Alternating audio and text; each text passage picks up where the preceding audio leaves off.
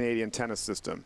Alejandro Tabilo ended up winning the match 6-4, 6-2, and it was kind of what we expected. What do you think, Davis? Yeah, I mean, you had two guys that hit the ball hard from the baseline, and it came down to a couple points here and there, at least in the first set. Second set, different story, but we saw quality tennis. The first 4 games of the match, there were tight holds. We saw a hold, and we got to 2-all, and then we started to see a real break fest. Lots of service breaks.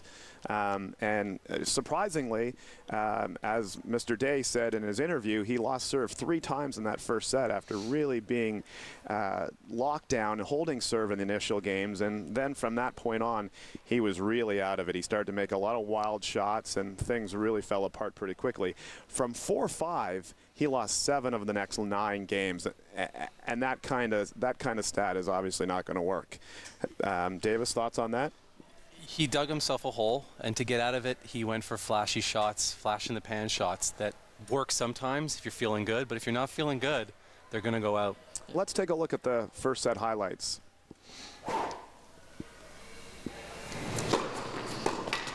Big serve, big serve, and look at that forehand. That's world class, right? That's the kind of stuff that we see on the Pro Tour.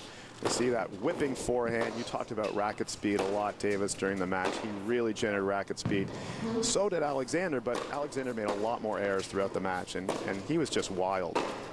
There's a great example of wildness, and it's just really important. There's another example of wildness, and those kind of shots ultimately cost him the match. I love seeing these because other than that point there where Day's inside the green, Alejandro was often the player controlling the point. Even though Day hit quite a few winners, especially in the first set, the control, look at that. Like, that's just the puppet master shot right there. That drop shot lob really was a good sign for Alejandro. He proved to him and to his opponent that, yeah, he's got him on a string. I like the puppet master analogy. That's pretty good. That's a shot that you just can't miss by 6 feet like that. And that was a key point in the match. Yeah. And those shots ultimately were the downfall for Alexander Day. There wasn't a big difference between these two guys. The big difference was wildness. It seemed like Alejandro knew when the big points were, and he played those big points with a lot of passion, and he didn't miss on those key situations. But unfortunately for Alexander Day, he did miss. Yeah, we talked a little bit about his unforced errors. He was going for quite a large amount of forehands down the line. Is that his playing style, or is that just sometimes you hit him, sometimes you don't? I wouldn't call it a playing style. A lot of these players are playing out of instinct. They see an opening and they go for it. He pointed out in the interview with you, he went for too many of those shots. So I think whether it was a tactic that he employs all the time or something he tried to do today, it wasn't working, and he needed to change what he was doing faster. Alejandro has a massive forehand. I mean, he moved the ball around the court so much, and he pinpointed certain spots of the court. Alexander has a big forehand too, but he doesn't have the ability to move it around the court. We saw that sharp angle that he hit where he really dipped it. I didn't see shots like that from Alexander in the match. Let's take a look at the second set highlights, where it was a little bit of a demolition derby. Things didn't start off so well. Look at that. Oh my God, look at that. Shot of the match for Day. Shot of the match for sure. So when I say things didn't start off so well, our highlight pack started off well for Alexander, but the rest of the match wasn't so good.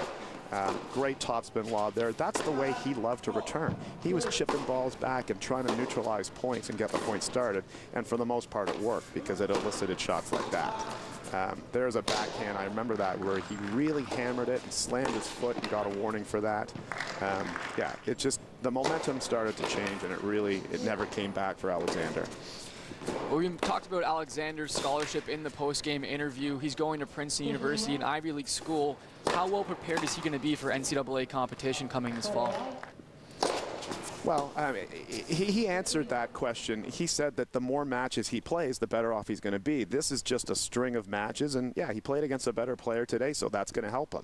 I didn't think that he was going to win the match. He played decently at times, but the barrage of pressure, the continuing power ground strokes, the penetrating ground strokes, there was a real imposing figure from Alejandro Tabilo today, and it was going to be really tough for Alexander to win this match. Princeton's going to like a lot of the things that Day brings to a match, though.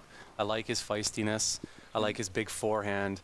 I think his serve has a long way still to go, even though he's 17. So I think Princeton's looking at it like, wow, we can really turn this player into someone who can play for our team. Someone that you can mold and kind of put your own stamp on. That's what schools are looking for the most part. And Alejandro, the big lefty, a lot of players have a ton of tough times with lefties. Is there something about the reverse spin that really gets to you? It's not really a reverse spin. It's a spin that's going into the backhand. So it's the same thing with Nadal and Federer. Nadal is hitting his forehand with heavy spin. It's jumping up to the backhand. That's the advantage that lefties have. Cross-court balls, the serves that they hook out wide. The ad court is the bigger point. When you're playing in the ad court, those are game points and break points.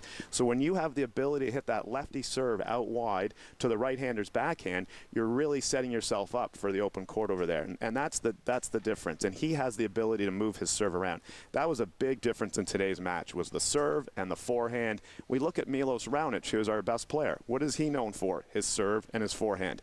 We are going to talk about Alejandro Tabilo. He's known for his serve and forehand, and he looks like he's got the stuff. He looks like, you know, when you see a baseball pitcher, you say, yeah, that guy's got it. Alejandro Tabilo has it, in my opinion. He drastically underestimated his backhand, because that backhand not only could neutralize, but when he wanted to, he could rip it for a winner. Yeah, he could definitely transition that to an attacking shot for sure. Going forward into 2013, is there anything for these guys specifically that you're looking for? Well, for Tabilo, I want to see him get out there and play. He won the Eddie Hearn, and we talked about that a lot throughout the broadcast. A guy who can win a tournament like that, he's got potential to do some real damage in ITF tournaments, in the Orange Bowl, the Under-18 Orange Bowl. He's got the goods. He's got to get out there and show it. He's got to get out there and prove himself worldwide, and that's how he's going to gain respect. His ranking of 333, I'm sure, is going to go skyrocketing after Just a good a little year. bit, eh? Yeah. And you guys watching this game today, was there any aspect of their games individually that you know, if you were coaching them, maybe you'd want to tell them to work on a bit heading into the 2013 season? For me, for Day, it's you know, depending on his personality overall, I'd like him to stay calmer at times, because I think that he got emotional, and then he would play 3 or 4 points in a row where he was too emotional. For Alejandro, I loved his calm demeanor throughout the entire match, his body language. So as far as coaching is concerned, I mean, give me Alejandro Tabilo all day long, and I will, oh my goodness, be doing this all day long. Well, that's a wrap. We congratulate 15-year-old Alejandro Tabilo. He's our new Under-18 National Indoor Final champion. Thanks for watching, and we'll see you all next year.